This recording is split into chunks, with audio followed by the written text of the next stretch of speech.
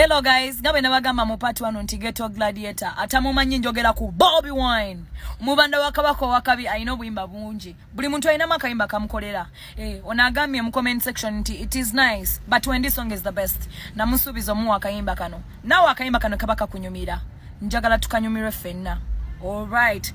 Mpise mubi wonvu na miga okulabika konga nange omuntu enaku jennabye munsi tetendwa naye nga ntoba nnyo nange mbeo omulimu gwesikoze teguliyo yadenge emyaka gikyali mivubuka abanange bangi nalaba abajera ne mbakwatako nabo babeewo kati be banfudde emboozi buli gye mpita buli kalungi kenfuna kabanyiza oyo gwolya naye nkejje nkalirire dumabikalulya tuma erinnya lyo ekisa kye nakoleranga abanange yempala na jendiko kati atewe wunya singira dala kuba bubi yasingano kujerega na yenze Wendi mukama yampa alo abenugu banji na yesifayo alo mbagambye Wendi ate sigenda alo mukomye bigambo muve ku bantu alo buli omwaba no mukisa gwe mubulamu ogugwo sigwe gwange ate buli omwali akuntuyoze atakoze eno kukola tolire